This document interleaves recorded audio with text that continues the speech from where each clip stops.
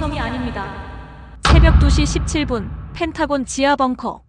에밀리 하트에나로의 가장 젊은 특별보좌관인 제가 떨리는 손으로 한 장의 사진을 들고 있었습니다. 사진 속에는 오늘 아침 제가 주차했던 자리, 그 위에 놓인 제 검은색 세단의 번호판까지 너무도 또렷하게 찍혀 있었습니다. 문제는 그 사진을 찍은 존재였습니다. 미국의 정찰 위성도 일본의 정보망도 아닌 3년 전 고철 취급을 받으며 창고에 방치됐던 대한민국의 유령 위성. 전 세계가 누리호의 화려한 불꽃에 시선을 빼앗긴 바로 그 순간, 한국은 지구 반대편 남미 정글 어딘가에서 조용히 그리고 완벽하게 신의 눈을 깨우고 있었던 것입니다. 국장님, 이제 우리가 그들을 감시하는 시대는 끝났습니다. 그날 이후 72시간 동안 백악관을 공포로 몰아넣은 사건들이 연달아 터지기 시작했습니다. 지금부터 그 모든 기록을 여러분께 공개합니다. 이 이야기가 여러분의 심장을 뛰게 했다면 대한민국 화이팅! 댓글로 응원해주세요. 여러분의 좋아요, 구독, 알림 설정으로 대한민국의 진실을 전 세계에 밝히는 아주 큰 힘이 됩니다. 저는 에밀리 카터입니다. NSA 위성정보 분석관이죠. 메릴랜드 포트미드 지하 3층, 스크린 6개 앞에서 3개의 위성들을 추적하는 게 제 일이에요. 12년째 이 일을 하고 있습니다. 그날은 새벽 근무였어요. 제가 자청했습니다. 한국의 누리호 발사가 예정돼 있었거든요. 정확히는 한국 시간으로 오전 10시, 우리 시각으론 전날 밤 8시였죠. 저는 커피를 한 잔 더 마시고 모니터 앞에 앉았습니다. 화면엔 나로 우주센터 발사대가 떠올랐어요. 하얀 로켓이 서 있었고 그 주변으로 한국 연구진들이 분주하게 움직였습니다. 저는 그저 루틴이라고 생각했어요. 해상도 5m짜리 과학위성 하나 올리는 거니까요. 솔직히 큰 관심은 없었습니다. 발사는 정확했습니다. 불꽃이 터지고 누리호가 하늘로 솟았어요. 한국 관제실에선 환호성이 들렸죠. 저는 냉소적으로 속삭였습니다. 또 성공이라고 떠들겠네. 저건 과학자 장난감인데. 그런데 발사 직후 이상한 게 감지됐어요. 대전 항공우주연구원 방향에서 비정상적인 데이터 패킷이 흘러나오기 시작한 겁니다. 평소 같으면 단순 테스트 신호라고 넘겼을 양이었어요. 하지만 오늘은 달랐습니다. 패킷 구조가 묘했거든요. 마치 오랫동안 잠들어 있던 시스템을 깨우는 웨이크업 코드 같았어요. 저는 데이터를 확대했습니다. 흐름을 따라가 봤죠. 신호는 한국을 떠나 태평양 해저 케이블을 타고 남미 쪽으로 흘러갔어요. 정확히는 프랑스령 기아나 방향이었습니다. 그곳엔 유럽 우주국 발사장이 있죠. 등줄기가 서늘해졌습니다. 설마 아니겠지. 저는 국장실로 전화를 걸었어요. 토마스 국장이 받았습니다. 뭔데, 에밀리? 그의 목소리는 귀찮다는 투였어요. 저는 최대한 침착하게 말했습니다. 국장님, 한국 발사 직후 이상한 신호가 감지됐습니다. 남미 방향으로 대용량 데이터가 흐르고 있어요. 토마스는 웃었습니다. 한국이? 그 나라가 무슨 기만전술을 쓰겠어. 점심이나 챙겨 먹어. 전화가 끊겼어요. 저는 모니터에서 눈을 떼지 못했습니다. 데이터는 계속 흘러갔고 남미 기아나의 한 좌표로 집중되고 있었어요. 그곳은 공식 발사 일정이 없는 외딴 시설이었습니다. 아무도 관심 주지 않는 곳이죠. 그때 제 머릿속에 하나의 문장이 스쳤습니다. 진짜는 저쪽에 있는 건가? 저는 과거 로그를 뒤졌어요. 3년 전 데이터까지 거슬러 올라갔습니다. 그리고 발견했죠. 3년 전 한국이 프랑스 발사체 베가로 위성 한 기를 쏘아 올렸다는 기록이요. 이름은 아리랑 7호였습니다. 하지만 궤도 진입 직후 통신이 끊겼고 우리는 그걸 고철로 분류했어요. 그런데 지금 그 고철을 향해 한국이 데이터를 보내고 있었습니다. 심장이 빠르게 뛰었어요. 저는 다시 국장에게 전화를 걸었습니다. 국장님, 3년 전 한국 위성이 깨어나고 있습니다. 이건 우연이 아니에요. 토마스는 한숨을 쉬었습니다. 에밀리, 넌 요즘 너무 예민해. 쉬는 게 어때? 전화를 끊고 나서 저는 혼잣말을 했습니다. 아니야, 이건 계획이었어. 누리호는 미끼였고 진짜는 남미에 있었던 겁니다. 한국은 3년 전부터 이걸 준비하고 있었어요. 그날 밤 저는 사무실을 떠나지 못했습니다. 모니터 속 데이터는 계속 흘러갔고 남미의 그 좌표는 점점 더 활발하게 반응했어요. 뭔가 거대한 게 깨어나고 있었습니다. 저는 그때 처음으로 확신했어요. 한국은 우리가 생각했던 것보다 훨씬 더 멀리 가 있었다고요. 이틀이 지났습니다. 저는 남미 신호를 계속 추적했어요. 데이터는 멈추지 않았습니다. 오히려 점점 더 복잡해졌죠. 한국 대전에서 출발한 패킷들이 프랑스령 기아나의 한 좌표로 집중되고 있었어요. 저는 그 좌표를 위성 사진으로 확대했습니다. 숲속에 자리한 낡은 추적 안테나 시설이 보였어요. 유럽 우주국 소속이지만 3년간 거의 사용되지 않았던 곳이었습니다. 그런데 지금 그 안테나가 움직이고 있었어요. 심장이 두근거렸습니다. 뭔가 연결되고 있어. 저는 데이터 로그를 더 깊이 파고들었어요. 그리고 놀라운 걸 발견했습니다. 한국이 보낸 데이터는 단순한 업데이트 수준이 아니었어요. 파일 크기만 12GB가 넘었습니다. 이건 운영체제 전체를 갈아엎는 규모였죠. 이게 가능해? 저는 중얼거렸습니다. 위성은 이미 궤도에 있어요. 하드웨어를 바꿀 수 없죠. 그런데 한국은 소프트웨어만으로 완전히 다른 위성을 만들고 있었던 겁니다. 저는 국장실로 달려갔어요. 토마스는 서류를 보고 있었습니다. 국장님, 제 목소리가 떨렸어요. 한국이 3년 전 고철 위성을 되살리고 있습니다. 지금 남미에서 대규모 소프트웨어 업로드가 진행 중이에요. 토마스는 고개를 들지 않았습니다. 에밀리, 그건 불가능해. 3년 동안 죽어있던 걸 어떻게 살려? 저는 화면을 그에게 보여줬어요. 데이터가 여기 있습니다. 12GB예요. 이건 단순 테스트가 아니에요. 그는 화면을 흘끗 보더니 한숨을 쉬었습니다. 한국이 그럴 기술력이 있다고 생각해? 그냥 실패한 프로젝트 정리하는 거겠지. 저는 말문이 막혔어요. 그는 믿지 않았습니다. 사무실로 돌아온 저는 혼자 분석을 계속했어요. 업로드는 사흘 동안 이어졌습니다. 그리고 나흘째 되는 날 새벽 신호가 바뀌었어요. 기아나의 안테나가 하늘을 향했습니다. 고도 528km, 그곳에 아리랑 7호가 떠 있었죠.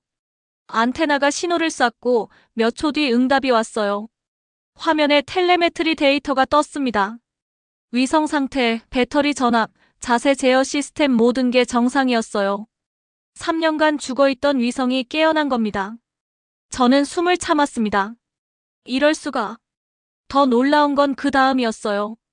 위성이 카메라 테스트를 시작한 겁니다. 첫 타깃은 대서양이었어요. 구름 낀 하늘 아래 파도가 일렁이는 바다가 찍혔습니다. 해상도는 50cm. 저는 눈을 의심했어요. 50cm? 3년 전 스펙은 5m였는데? 다시 확인했습니다. 틀림없었어요. 한국은 소프트웨어만으로 해상도를 10배 끌어올린 겁니다. AI 초해상도 기술이었죠. 우리도 연구 중이지만 아직 실전 배치는 못한 기술이었어요. 저는 다시 국장실로 뛰어갔습니다. 국장님, 위성이 깨어났어요. 그리고 해상도가 50cm예요. 토마스는 커피를 마시다 멈췄습니다. 뭐? 저는 화면을 보여줬어요. 대서양 사진이었습니다. 파도 하나하나가 선명했죠. 토마스의 얼굴이 굳었어요. 이게 정말 3년 전 그 위성이야? 저는 고개를 끄덕였습니다. 텔레메트리 아이디가 일치해요. 아리랑 7호 맞습니다. 그는 의자에 깊이 앉았습니다. 한국이 이걸 3년 동안 준비했다는 거야? 저는 대답했어요. 내 누리호는 미끼였어요. 진짜는 이거였습니다. 토마스는 말없이 화면을 바라봤습니다. 저는 그의 눈빛에서 처음으로 불안을 읽었어요. 그는 한국을 과소평가했고 이제 그 대가를 깨닫기 시작한 겁니다. 저는 조용히 말했습니다. 국장님, 한국은 이미 우리 감시 밖에 있어요. 그는 대답하지 않았습니다. 대답할 수 없었던 거죠. 그날 밤 저는 모니터 앞에 앉아 아리랑 7호가 지구를 도는 걸 지켜봤어요. 작은 점 하나가 궤도를 그리며 움직였습니다. 그 안에 한국의 3년이 담겨 있었죠. 저는 속삭였습니다. 유령이 깨어났어. 그리고 이 유령은 곧 세상을 놀라게 할 거라는 걸 저는 본능적으로 알았습니다. 닷새째 되는 날이었습니다. 저는 남미 기아나 상공을 정찰 위성으로 스캔했어요. 루틴 점검이 아니었습니다. 확신이 필요했거든요. 결과는 충격적이었어요. 발사장 외곽 숲속 시설에서 열 징후가 감지됐습니다. 적외선 센서가 이상 온도를 포착한 거예요. 평소엔 섭씨 20도를 넘지 않는 곳인데 지금은 45도까지 올라가 있었습니다. 뭔가 작동하고 있어. 저는 중얼거렸습니다.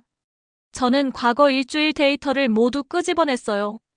그리고 변화를 추적했죠. 사흘 전부터 외부 장비들이 움직이기 시작했더군요. 임시 전력선이 깔렸고 연료 탱크로 보이는 구조물이 재배치됐습니다. 공식 발사 일정은 없었어요. 하지만 현장은 명백히 준비 중이었습니다. 저는 대기 분석 데이터도 확인했어요. 기아나 상공 공기 샘플에서 미세한 화학물질이 검출됐습니다. 히드라진과 사산화이질소 로켓 추진제 특유의 성분이었죠. 누군가 발사 준비를 하고 있었어요. 심장이 빨라졌습니다. 설마 또? 저는 국장실로 달려갔습니다. 토마스는 전화 통화 중이었어요. 저는 기다리지 않았습니다. 국장님, 기아나에서 열 징후 감지됐어요. 발사 준비하고 있습니다. 토마스는 전화를 끊고 저를 봤어요. 에밀리, 확실해? 저는 고개를 끄덕였습니다. 열 징후, 장비 재배치, 추진제 흔적 모두 발사 전조예요. 공식 일정은 없지만 현장은 움직이고 있어요. 그는 한숨을 쉬었습니다. 유럽 우주국에 확인해봤어? 저는 대답했어요. 아직이요. 하지만 이건 공식 발사가 아닐 겁니다. 한국이 연관돼 있어요. 토마스는 미간을 찌푸렸습니다. 한국이 유럽 땅에서 비밀 발사를? 그럴 리 없어. 유럽이 허락할 이유가 없잖아. 저는 답답했어요. 하지만 데이터는 거짓말하지 않아요. 뭔가 일어나고 있습니다. 그는 잠시 생각하더니 말했습니다. 좋아. 24시간 모니터링해.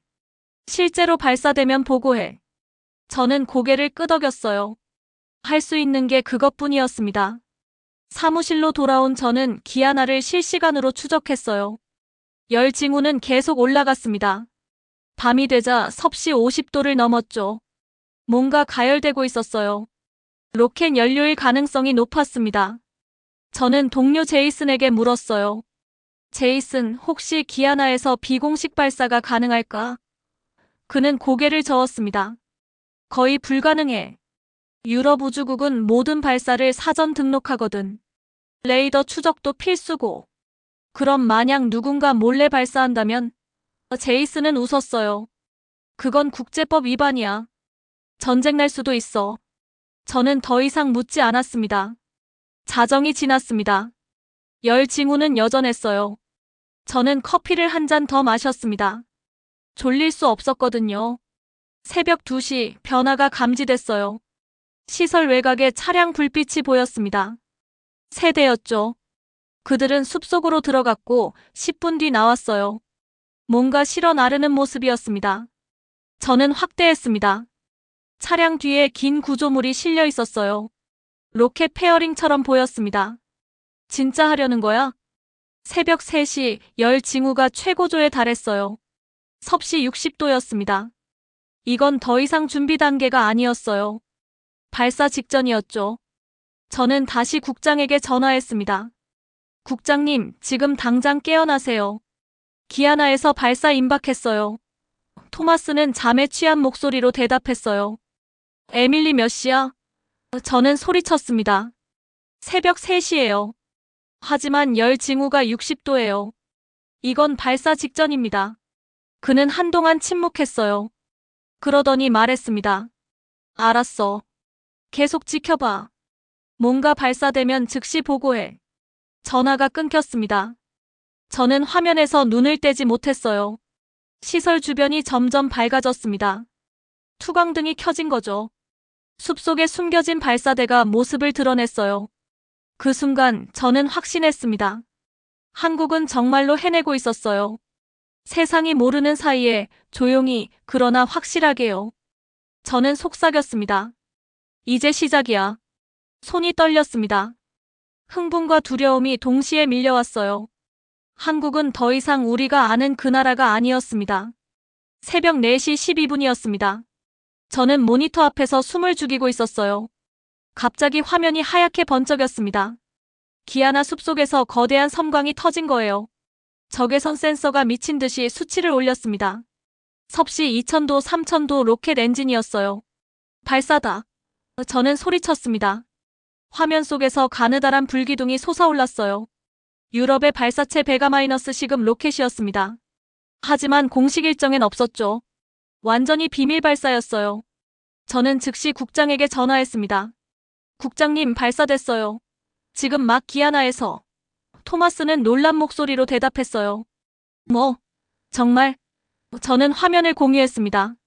보고 계십니까? 베가-C 로켓이에요. 그는 잠시 침묵했습니다. 유럽 우주국에 즉시 연락해. 이게 뭔지 확인해야 돼. 저는 대답했어요. 지금 하겠습니다. 하지만 마음 한편으론 알고 있었어요. 이건 유럽 발사가 아니라는 걸요. 로켓은 빠르게 상승했습니다. 1분, 2분, 3분 정상적인 궤적이었어요. 저는 추적 데이터를 분석했습니다. 목표 고도는 528km 아리랑 7호와 같은 궤도였어요. 역시 한국이야. 저는 중얼거렸습니다. 4분 30초 페어링이 분리됐어요. 그리고 5분 10초 위성이 분리됐습니다. 화면에 떠오른 그 물체를 보는 순간 저는 숨이 멎었어요. 그건 우리가 알던 아리랑 7호가 아니었습니다. 외형부터 완전히 달랐어요. 전면에 검은 태양전지판이 펼쳐져 있었고 양옆으론 주름진 날개가 뻗어 있었습니다. 안테나는 빽빽했고 카메라 렌즈는 3개나 보였어요. 3년 전 단순했던 그 위성이 아니었습니다. 완전히 다시 태어난 괴물이었죠. 저는 너클 잃고 화면을 바라봤어요. 이건 설계부터 다시 만든 거야. 제이슨이 옆에서 속삭였습니다. 에밀리, 저거 정말 같은 위성 맞아? 저는 고개를 저었어요. 외형은 달라. 하지만 텔레메트리 아이디는 아리랑 7호야. 한국이 소프트웨어로만 바꾼 게 아니었어. 하드웨어 설계까지 완전히 갈아엎었어. 제이슨은 입을 다물었습니다. 할 말이 없었던 거죠. 위성은 자세를 잡기 시작했어요. 태양전지판이 천천히 펼쳐졌고 안테나가 지구를 향했습니다. 모든 동작이 정밀했어요. 오차가 거의 없었죠. 저는 데이터를 분석했습니다. 위성 무게는 500kg 3년 전보다 100kg이 늘었어요. 전력 출력은 1.5kW 2배였습니다. 통신 대역폭은 10기가비트. 이게 가능해? 저는 다시 한번 확인했습니다. 틀림없었어요. 한국은 10기가비트 통신을 실전 배치한 겁니다. 우리도 아직 실험 단계인 기술이었어요. 토마스가 상황실로 들어왔습니다. 그의 얼굴은 창백했어요. 유럽 우주국에 연락했어? 저는 고개를 끄덕였습니다. 했는데 그쪽도 몰랐대요. 비공식 발사였어요. 토마스는 의자에 주저앉았습니다. 그럼 대체 누가? 저는 조용히 대답했어요. 한국입니다. 유럽 땅을 빌렸지만 이건 한국 작전이에요. 그는 고개를 저었습니다. 말도 안 돼. 한국이 어떻게 유럽 땅에서? 저는 끼어들었어요. 유럽 우주국과 계약했을 겁니다. 조용히요. 우리 몰래요. 토마스는 화면을 바라봤습니다. 아리랑 7호가 지구 위를 날고 있었어요. 그는 한참 침묵하더니 말했습니다. 저 위성 뭘 할 수 있어? 저는 데이터를 읽었습니다. 카메라 3개 아마 다중 스펙트럼일 거예요. 통신 대역폭 10기가비트 실시간 영상 전송 가능합니다. 그리고 저는 잠시 멈췄어요.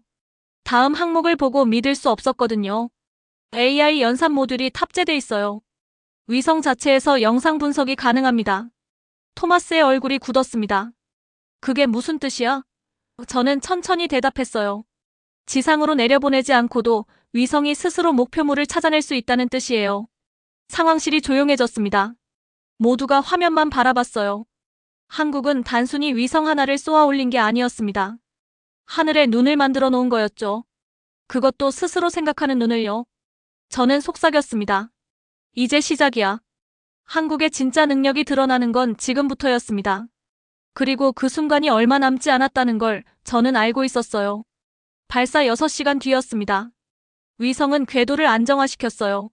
저는 첫 번째 통신 신호를 기다렸습니다. 새벽 10시 45분 신호가 왔어요. 한국 대전 지상국에서 아리랑 7호로 명령이 전송됐고 3초 뒤 응답이 왔습니다. 위성이 카메라를 작동시킨 거예요. 저는 숨을 참았습니다. 첫 번째 이미지가 떴습니다. 타깃은 평양도 도쿄도 아니었어요. 워싱턴 DC였습니다. 화면에 펜타곤 주차장이 보였어요. 선명했습니다.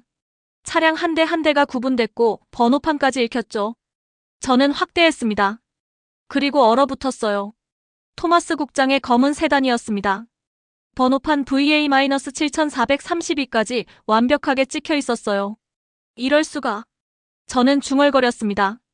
제이슨이 옆에서 물었어요. 해상도가 어떻게 돼? 저는 메타데이터를 확인했습니다. 31cm예요. 제이슨은 숨을 삼켰습니다. 31? 우리 최신 위성도 35인데? 저는 고개를 끄덕였어요. 한국은 우리를 넘어선 겁니다. 그것도 3년 동안 죽은 척하던 위성으로요. 두 번째 이미지가 왔습니다. 이번엔 북한이었어요. 자강도 전천군 미사일 기지였죠. 하늘엔 구름이 가득했습니다. 보통이라면 아무것도 안 보일 상황이었어요. 하지만 화면엔 모든 게 드러나 있었습니다. 구름이 투명하게 처리돼 있었고 지상의 이동식 발사대가 선명하게 보였어요. 화성 -18형 발사대 12기 우리가 놓쳤던 것들이 전부 거기 있었습니다. 저는 입을 다물지 못했어요. AI 초해상도 구름2과 야간 능력까지. 토마스가 상황실로 들어왔습니다. 그는 화면을 보더니 얼굴이 하얗게 질렸어요. 저게 우리 주차장? 저는 고개를 끄덕였습니다. 네. 국장님 차도 찍혔어요. 그는 한참 말이 없었습니다. 그러더니 조용히 물었어요. 해상도가 얼마야? 저는 대답했습니다. 31cm요. 토마스는 의자에 앉았습니다. 우리보다 좋네. 저는 아무 말도 하지 않았어요. 할 말이 없었거든요. 세 번째 이미지가 왔습니다. 이번엔 베이징 교회였어요. 중국의 둥펑 -41 미사일 기지가 보였습니다. 지하 경납고 입구까지 찍혀 있었죠. 중국이 숨기려 했던 모든 게 드러나 있었어요. 저는 데이터를 분석했습니다. 위성은 다중 스펙트럼 촬영을 하고 있었어요. 가시광선, 적외선, 합성 개구레이더 3개를 동시에 사용했습니다. 그리고 AI가 이 데이터를 실시간으로 합성해서 구름도, 밤도, 위장막도 뚫고 보는 거였어요. 이건 신의 눈이야. 저는 속삭였습니다. 제이슨이 물었어요. 얼마나 자주 찍을 수 있어? 저는 궤도 데이터를 계산했습니다. 97분마다 한 바퀴 돌아요. 하루에 15번 같은 지역을 찍을 수 있죠. 토마스가 끼어들었습니다. 15번? 그럼 실시간 감시나 다름없잖아. 저는 고개를 끄덕였어요. 맞아요. 게다가 AI가 변화를 자동 탐지해요. 미사일 발사대가 움직이면 즉시 알려줍니다. 상황실이 조용해졌습니다. 모두가 화면만 바라봤어요. 한국은 우리가 가진 모든 걸 뛰어넘었습니다. 해상도도, 촬영 빈도도, 분석 능력도요. 네 번째 이미지가 왔습니다. 이번엔 동해였어요. 북한 잠수함이 떠 있었습니다. 수심 10m 아래였는데도 선명하게 보였어요. 합성 개구레이더가 물속까지 투과한 겁니다. 저는 전율했습니다. 이건 게임 체인저야. 토마스가 물었어요. 게임 체인저? 저는 화면을 가리켰습니다. 이 위성 하나면 한반도 전체를 실시간으로 감시할 수 있어요. 북한은 물론이고 중국, 러시아, 일본까지 모든 게 한국 눈에 보입니다. 토마스는 한참 침묵했습니다. 그러더니 말했어요. 우리한테도 보이겠지? 저는 고개를 저었습니다. 지금 이 데이터는 한국만 받고 있어요. 우리랑 공유 안 합니다. 그의 얼굴이 굳었어요. 왜? 저는 대답했습니다. 한국은 더 이상 우리 정보에 의존하지 않으려는 거예요. 스스로 보고 스스로 판단하겠다는 거죠. 상황실 전체가 무거운 침묵에 잠겼습니다. 우리는 장님이었어요. 한국은 눈을 떴고요. 저는 화면 속 아리랑 7호를 바라봤습니다. 작은 위성 하나가 세계 질서를 바꾸고 있었어요. 한국은 더 이상 정보를 받는 나라가 아니었습니다. 정보를 만드는 나라였죠. 저는 속삭였습니다. 우린 너무 오래 잤어. 그리고 깨어났을 땐 이미 한국이 저 멀리 앞서 있었습니다. 사흘이 지났습니다. 백악관이 움직였어요. 국가안보회의가 긴급 소집됐습니다. 주제는 명확했어요. 한국의 위성 능력 평가와 대응. 저는 NSA 대표로 참석하라는 지시를 받았습니다. 회의실엔 국방장관, NSC 보좌관, CIA 국장이 앉아 있었어요.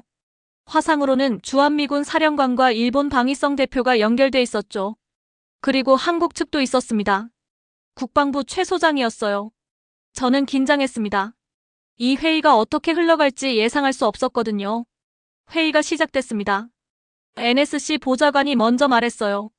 한국의 아리랑 7호가 예상 밖의 능력을 보였습니다. 설명 부탁합니다. 그는 저를 봤어요. 저는 준비한 자료를 공유했습니다. 해상도 31cm, AI 초해상도 기술, 다중 스펙트럼 동시 촬영 능력 현재 세계 최고 수준입니다. 일본 대표가 즉시 끼어들었어요. 최고라니? 미국 위성보다 좋다는 겁니까? 그의 목소리엔 불신이 섞여 있었습니다. 저는 고개를 끄덕였습니다. 일부 영역에선 그렇습니다. 특히 AI 기반 구름 제거와 야간 촬영에서요. 회의실이 술렁였어요. 미국 국방장관의 얼굴이 굳었습니다. 최 소장이 조용히 말했습니다. 시연을 보여드리겠습니다. 그는 화면을 공유했어요. 북한 평양 근교 산악 지역이 떴습니다. 구름이 잔뜩 껴 있었죠. 보통이라면 아무것도 안 보일 상황이었어요. 이건 오늘 오전 9시 30분 촬영입니다. 최 소장이 말했어요. 화면이 재생되기 시작했습니다. 구름이 천천히 투명해졌어요. AI가 실시간으로 구름층을 분석하고 제거하는 과정이었죠.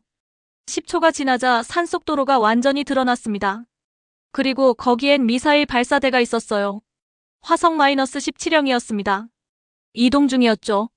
일본 대표가 숨을 삼켰어요. 저건 어제 발사된 미사일 아닙니까? 최 소장이 차분하게 대답했습니다. 맞습니다. 발사 6시간 전 이동 중인 모습이죠. 우리는 실시간으로 추적했습니다. CIA 국장이 앞으로 몸을 기울였어요. 실시간이라는 게 정확히 어떤 의미입니까? 최 소장이 설명했습니다. 위성이 97분마다 같은 지점을 지납니다. 하루 15번 촬영 가능하죠. AI가 자동으로 변화를 감지하고 알려줍니다. 화면이 바뀌었습니다. 이번엔 야간 촬영이었어요. 동해 상공이 보였습니다. 완전히 어두웠죠. 달도 없었어요. 하지만 적외선과 합성개구 레이더가 겹쳐지면서 북한 잠수함이 선명하게 드러났습니다. 수심 10m 아래였는데도요. 주한미군 사령관이 감탄했어요. 놀랍습니다. 하지만 그는 잠시 멈췄습니다. 탐지는 훌륭해요. 문제는 그 다음 아닙니까? 타격까지 얼마나 걸립니까? 그는 회의적이었어요. 정찰과 타격은 다른 문제니까요. 아무리 잘 봐도 빨리 때리지 못하면 소용없었습니다. 최 소장은 잠시 미소 지었습니다. 보여드리죠. 화면이 다시 바뀌었어요. 이번엔 실시간 시뮬레이션 영상이었습니다. 실제 훈련 기록이라고 자막이 떴어요. 아리랑 7호가 북한 평안북도 미사일 기지를 포착했어요. 화면 우측에 타이머가 떴습니다. 0초부터 시작이었죠. 1초. 위성이 목표 좌표를 계산하고 한국군 지휘부로 전송했습니다. 2초. 지휘부가 데이터를 확인하고 현무-5 미사일 시스템에 명령을 내렸어요. 3초. 미사일 발사대가 좌표를 자동 입력받았습니다. 표적까지 거리, 풍속, 온도 보정까지 완료됐죠. 4초. 발사 승인이 떨어졌어요. 자동화 시스템이었습니다. 5초. 미사일이 발사대를 떠났습니다. 화염이 치솟았어요. 6초, 7초. 미사일이 목표 지점 5m 이내에 명중했어요. 오차 범위 아니었습니다. 화면이 멈췄습니다. 타이머는 7초를 가리키고 있었어요. 최 소장이 말했어요. 탐지부터 타격까지 7초입니다. 킬체인 전 과정이죠. 회의실 전체가 얼어붙었어요. 아무도 말하지 못했습니다. 7초 이건 우리도 못하는 속도였어요. 미국의 가장 빠른 시스템도 15초에서 20초가 걸렸습니다. 주한미군 사령관이 말을 잃었습니다. 그의 입이 벌어져 있었어요. 일본 대표는 창백하게 화면만 바라봤습니다. 국방장관은 의자 깊숙이 몸을 기댔어요. 저는 그 순간을 잊을 수 없어요. 한국은 과시하지 않았습니다. 목소리를 높이지도 않았죠. 담담하게 보여줬을 뿐이에요. 하지만 그 7초가 모든 걸 말해주고 있었습니다. NSC 보좌관이 조심스럽게 물었습니다. 이 시스템 실전 배치됐습니까? 최 소장이 고개를 끄덕였어요. 작년 9월부터입니다. 작년 9월. 우리가 전혀 모르는 사이에 한국은 이미 1년 전부터 완성시켜 놓았던 겁니다. 그동안 조용히 운용하고 있었던 거죠. CIA 국장이 불편한 표정으로 물었어요. 왜 우리한테 알리지 않았습니까? 동맹국인데요. 목소리에 섭섭함이 묻어났습니다. 최 소장은 잠시 침묵했습니다. 그러더니 조용하지만 명확하게 대답했어요. 알려드릴 필요가 없었습니다. 미국 정보가 필요 없었으니까요. 그 말이 회의실을 무겁게 짓눌렀어요. 한국은 더 이상 우리 정보에 의존하지 않았습니다. 우리 승인도 필요 없었죠. 스스로 보고 스스로 판단하고 스스로 행동할 수 있었어요. 완전한 독립이었습니다. 일본 대표가 불편한 표정으로 말했습니다. 한국이 독자적으로 군사행동을 결정한다는 겁니까? 그건 동맹체제에. 최 소장이 부드럽게 끊었어요. 일본은 걱정하실 필요 없습니다. 우리 타깃은 오직 북한 위협뿐이니까요. 다른 나라는 관심 없어요. 그 말에 일본 대표는 더 이상 아무 말도 하지 못했어요. 얼굴이 붉어졌습니다. 회의가 끝났습니다. 화면이 하나둘 꺼지고 사람들이 무거운 침묵 속에 자리를 떴어요. 저는 그대로 앉아 있었습니다. 토마스가 옆에 와서 조용히 물었어요. 에밀리, 괜찮아? 저는 고개를 저었습니다. 괜찮지 않아요. 우린 한국을 완전히 잘못 봤어요. 10년 동안요. 토마스는 아무 말도 하지 않았어요. 그도 알고 있었거든요. 우리가 얼마나 오만했는지를요. 한국을 얼마나 과소평가했는지를요. 저는 빈 화면을 바라보며 속삭였습니다. 7초 고작 7초. 한국은 그 짧은 시간 안에 전쟁의 룰을 바꿔놓았어요. 게임 체인저였습니다. 그리고 우리는 그저 지켜볼 수밖에 없었어요. 이미 한국은 저 멀리 앞서 있었으니까요. 정보 소비국에서 정보 생산국으로. 회의가 끝난 뒤 저는 사무실로 돌아왔습니다. 머릿속이 복잡했어요. 7초라는 숫자가 계속 맴돌았죠. 미국이 15초 걸리는 걸 한국은 7초에 해냈습니다. 그 차이가 전쟁에선 생사를 가르죠. 제이슨이 물었습니다. 회의 어땠어? 저는 한참 말이 없다가 대답했어요. 우리가 졌어. 제이슨은 눈을 깜빡였습니다. 뭐? 저는 다시 말했어요. 정보전쟁에서 졌다고. 완패야. 그는 이해하지 못하는 표정이었어요. 당연했죠. 회의장에 없었으니까요. 저는 설명했습니다. 한국은 이제 우리 정보가 필요 없어. 스스로 볼 수 있거든. 그것도 우리보다 더 정확하게, 더 빠르게 봐. 제이슨은 입을 다물었어요. 할 말이 없었던 겁니다. 이틀 뒤 일본에서 연락이 왔습니다. 방위성 대표가 긴급회의를 요청했어요. 저는 화상으로 연결했습니다. 일본 대표는 초췌해 보였어요. 그동안 잠을 못 잔 모양이었죠. 카터 분석관. 그가 조심스럽게 말했습니다. 한국 위성 데이터를 일본도 받을 수 있는 방법이 있습니까? 목소리가 떨렸어요. 자존심을 굽히는 게 얼마나 힘든지 보였습니다. 저는 고개를 저었어요. 한국에 직접 요청하셔야 합니다. 우리가 중개할 수 없어요. 한국은 독립적이니까요. 그는 난처한 표정을 지었습니다. 한국과 직접 협상을 하라는 말씀입니까? 저는 고개를 끄덕였어요. 네. 한국은 우리 통제 밖입니다. 동등한 입장에서 요청하셔야 해요. 일본 대표는 더 이상 말하지 않았습니다. 화면이 조용히 꺼졌어요. 저는 씁쓸했습니다. 일본은 한국을 항상 아래로 봤거든요. 식민지 시절의 기억 때문인지 경제 규모 때문인지는 모르지만요. 이제 고개를 숙여야 하는 상황이 온 거죠. 3일 뒤 한국에서 메일이 왔습니다. 최 소장 명의였어요. 제목은 간단했습니다. 데이터 공유 제안. 저는 메일을 열었어요. 내용은 더 간단했습니다. 북한 미사일 기지 및 핵시설 정보를 공유하겠습니다. 조건 없이요. 동북아 평화를 위해서입니다. 조건 없이. 저는 그 문장을 여러 번 읽었어요. 미국이라면 조건을 달았을 겁니다. 중국이라면 대가를 요구했겠죠. 러시아라면 정치적 양보를 원했을 거예요. 하지만 한국은 그냥 줬어요. 첨부 파일을 열었습니다. 북한 전역에 미사일 기지 좌표가 담겨 있었어요. 이동식 발사대 현재 위치, 지하 벙커 정확한 깊이, 연료 저장소 용량, 심지어 핵시설 가동 상태까지 우리가 몰랐던 것들이 전부 있었습니다. 저는 파일을 하나씩 확인했어요. 평안북도 동창리 발사장, 함경북도 무수달리 기지, 강원도 원산 잠수함 기지 모든 데이터가 최신이었습니다. 일주일 이내 촬영분이었죠. 놀라운 건 디테일이었어요.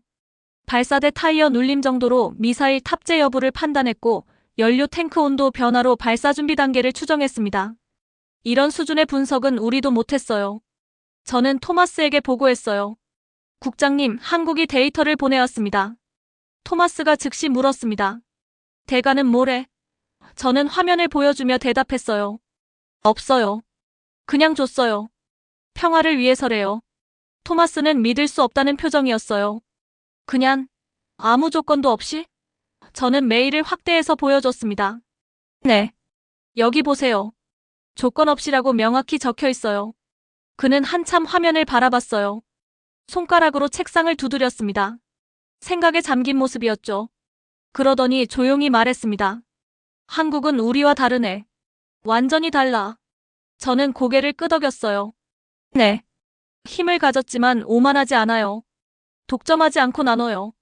그게 한국이에요. 일주일 뒤 CIA에서 종합보고서가 나왔습니다. 제목은 한국의 정보 독립 평가 및 전략적 함의였어요. 저는 그 보고서를 처음부터 끝까지 읽었습니다.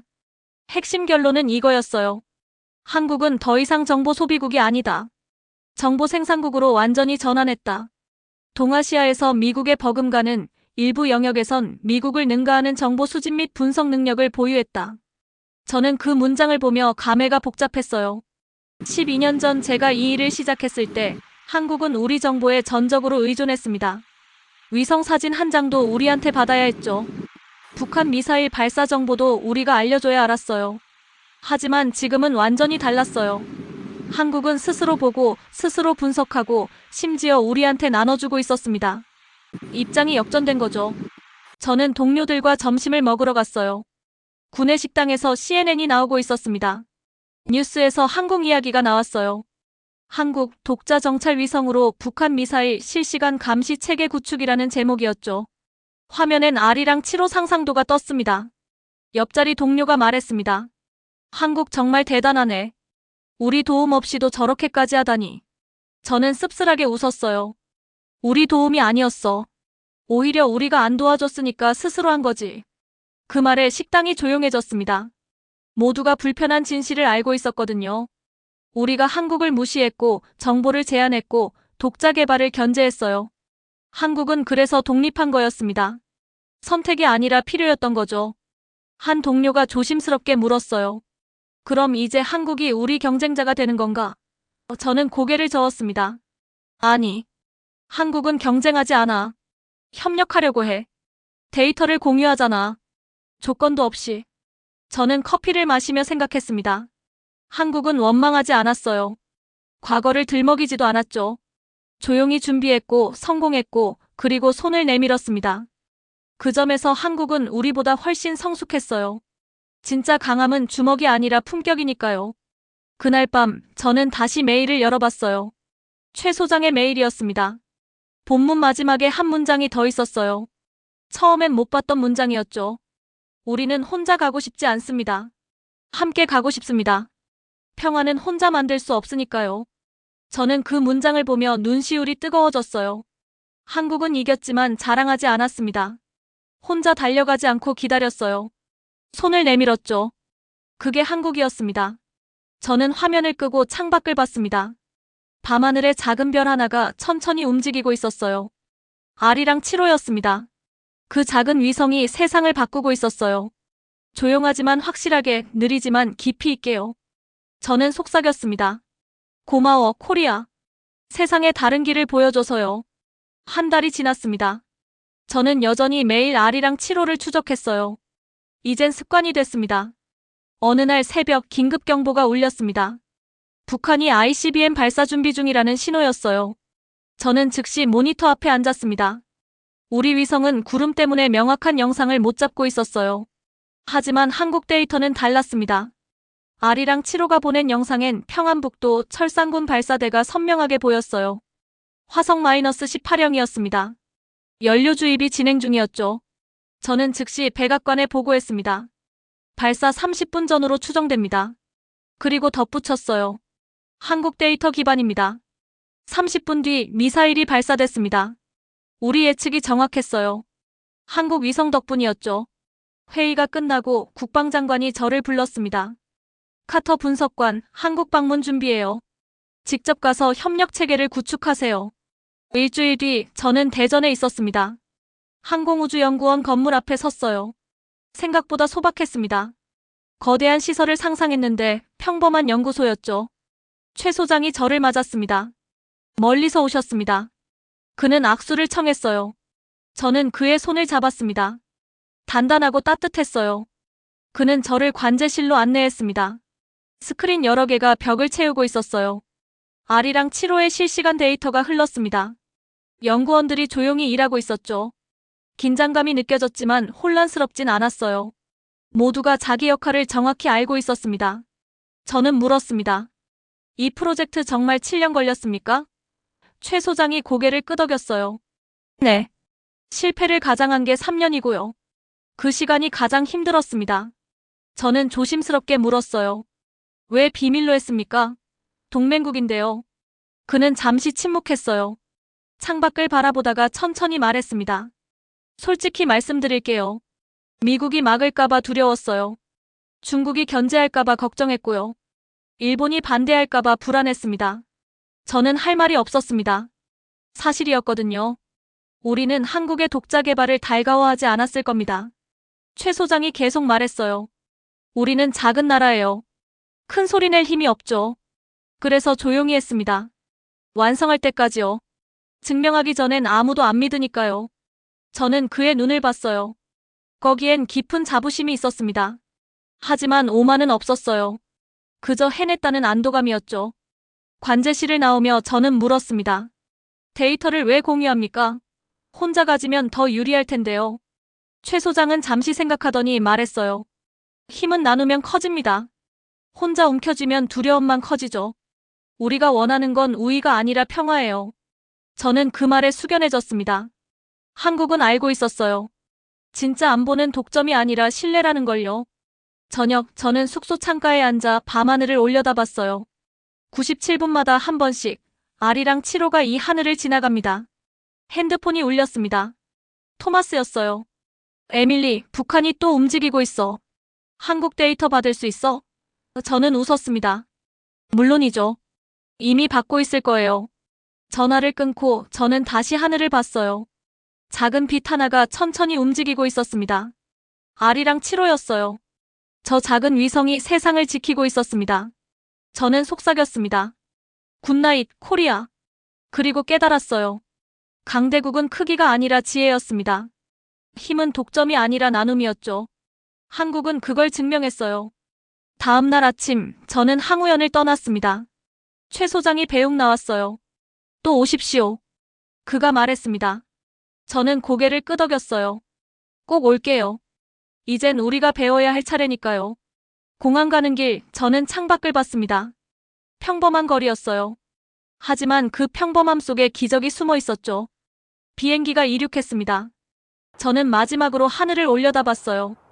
구름 위 어딘가에 R이랑 7호가 있었습니다. 작지만 강한, 조용하지만 확실한 한국의 눈이요. 저는 속삭였습니다. 고마워요, 코리아. 세상에 다른 길을 보여줘서요. 한국은 증명했습니다. 작은 나라도 위대할 수 있다는 걸, 조용한 힘이 더 강하다는 걸요. 그리고 진짜 승리는 혼자가 아니라 함께 가는 거라는 걸요. 여러분은 언제 한국이 자랑스러우셨나요? 한국의 기술력과 성숙함이 세계를 놀라게 한 순간을 기억하시나요? 댓글로 여러분의 이야기를 들려주세요. 좋아요와 구독 부탁드립니다. 오늘도 함께 해주셔서 고맙습니다.